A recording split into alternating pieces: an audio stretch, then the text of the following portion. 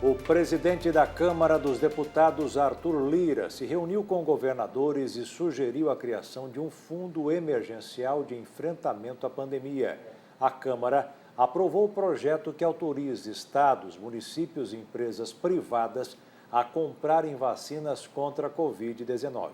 Medida que foi confirmada pelo Senado há pouco e irá para a sanção presidencial. Os líderes decidiram incluir na pauta desta semana o projeto de lei que autoriza estados, municípios e setor privado a comprar vacinas contra a Covid-19. O texto já foi aprovado no Senado e garante que os gestores possam assumir a responsabilidade da imunização. Já o setor privado poderá comprar vacinas, mas utilizá-las apenas quando todo o público prioritário tiver sido vacinado.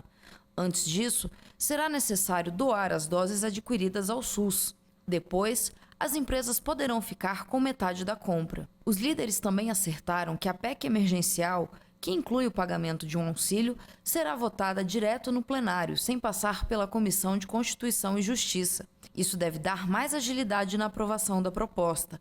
A matéria deve ser votada no Senado esta semana. Está previsto um pagamento de R$ 250 por 4 meses, começando agora em março. Pelas redes sociais, o vice-presidente da Casa, deputado Marcelo Ramos, disse que obstruir a votação da PEC é ser contra o auxílio ainda em março. Após a reunião de líderes, o presidente da Câmara, Arthur Lira, almoçou com governadores e a presidente da Comissão Mista de Orçamento, deputada Flávia Arruda. O objetivo da reunião foi discutir o enfrentamento à Covid-19 no Brasil. No discurso de abertura, o presidente da Câmara, deputado Arthur Lira, anunciou que pretende criar um fundo emergencial de enfrentamento à pandemia. Se trata de um pacote de rubricas orçamentárias detalhando todos os gastos com a crise sanitária. O valor exato deste possível fundo só poderá ser definido com a aprovação da PEC emergencial. Mas, segundo o presidente da Câmara, Arthur Lira, já se sabe que só com o pagamento dos auxílios serão gastos de 20 a 50 bilhões de reais.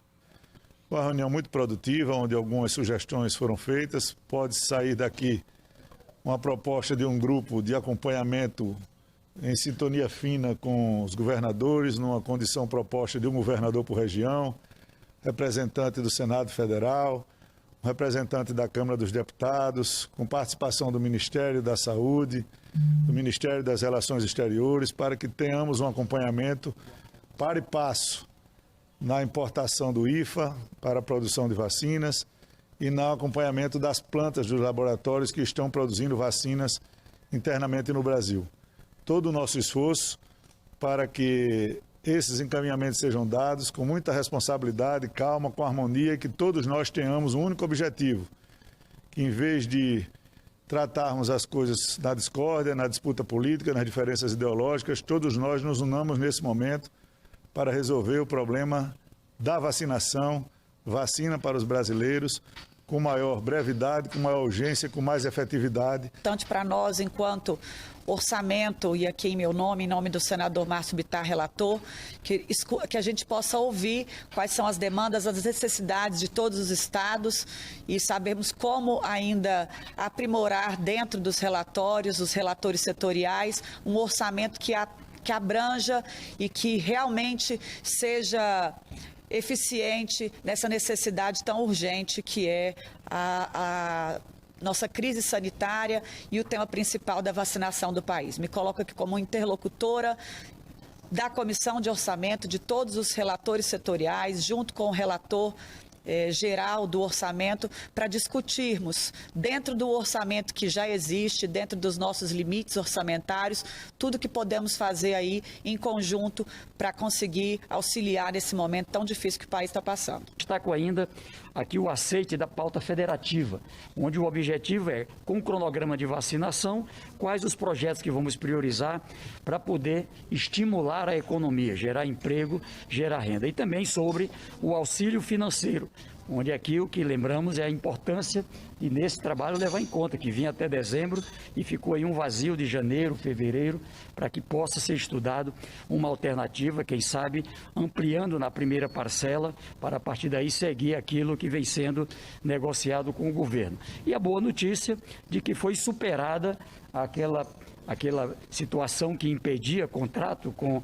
a Pfizer, com a Janssen, enfim, e isso é fundamental. Então eu quero aqui agradecer e dizer que vamos estar juntos. Aqui foi colocado um aceno da importância, né, da gente baixar a temperatura, tá certo? É uma tarefa que depende de todos e, é claro, temos que estar juntos, focados naquilo que interessa ao Brasil.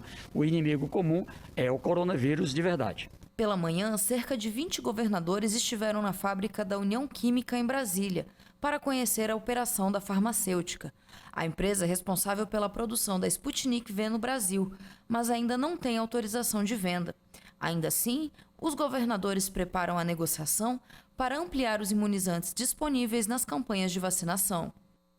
Hoje, a segunda turma do Supremo Tribunal Federal decidiu arquivar a denúncia de organização criminosa apresentada pela Procuradoria-Geral da República contra o presidente da Câmara, Arthur Lira, do Progressistas de Alagoas e de outros parlamentares, no caso conhecido como Quadrilhão do PP, no âmbito da Operação Lava Jato, que tratava de delitos contra a Petrobras, a Caixa e o extinto Ministério das Cidades. Dos 5 ministros da turma, 3 votaram pelo arquivamento da denúncia.